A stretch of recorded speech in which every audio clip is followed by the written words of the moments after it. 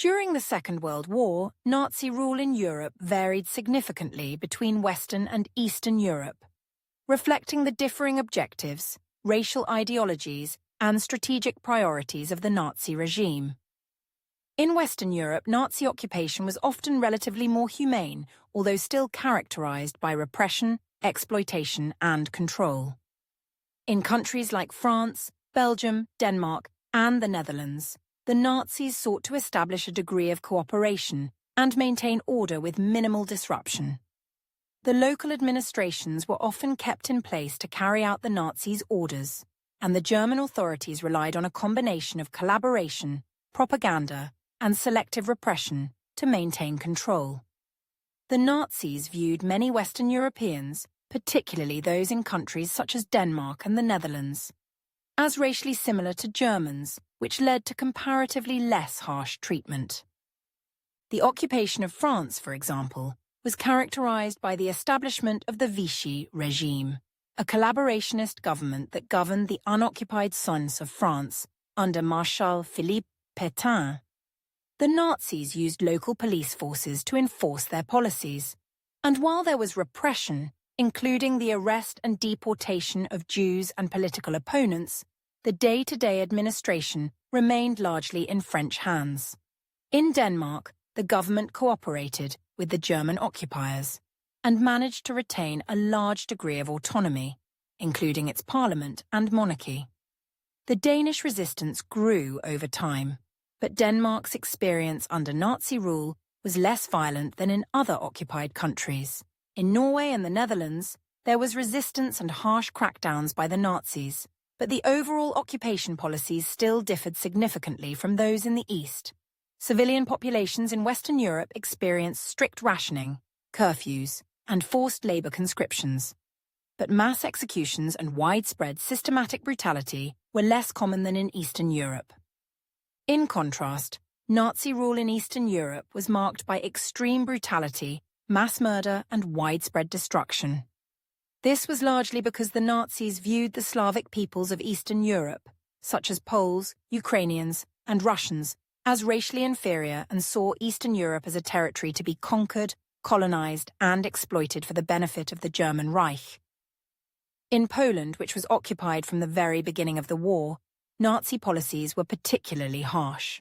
The country was divided, with western parts annexed directly into Germany and the central part, known as the General Government, subjected to ruthless German control.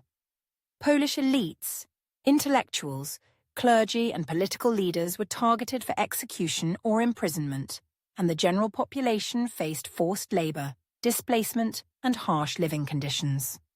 Polish Jews were confined to ghettos and faced systematic extermination.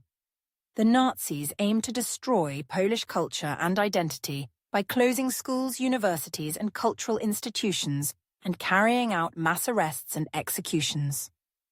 Further east, in the Soviet territories occupied after the invasion of the Soviet Union in 1941, the brutality of Nazi rule escalated even further.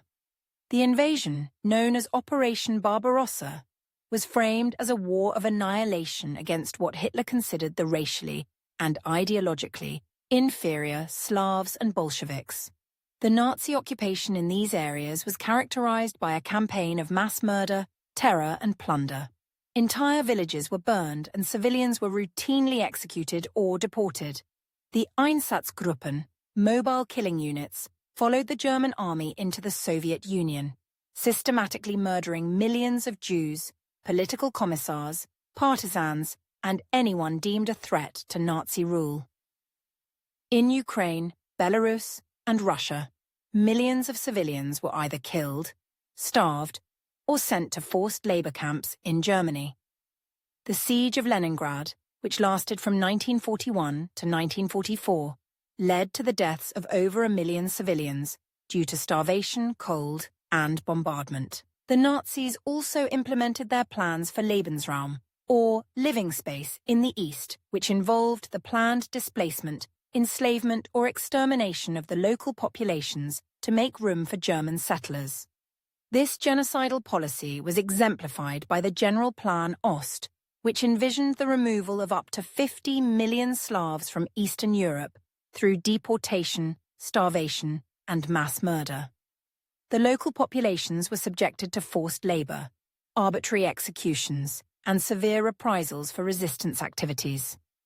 In addition, the Holocaust, the systematic extermination of 6 million Jews, was carried out primarily in Eastern Europe, with death camps such as Auschwitz, Treblinka, and Sobibor, located in occupied Poland. The brutality in the East was not limited to Jews. Romani people, disabled individuals, Soviet prisoners of war, and political dissidents were also systematically murdered. Nazi rule in Eastern Europe was characterized by an ideology of racial superiority, viewing the region as a colonial frontier to be conquered, exploited, and cleansed of its non-German inhabitants. This resulted in policies that were far more brutal and inhumane than those applied in Western Europe. The contrast between Nazi rule in the West and East reflected the differing goals of the occupation. While in the West, Nazi control focused on maintaining order, extracting resources, and fostering collaboration.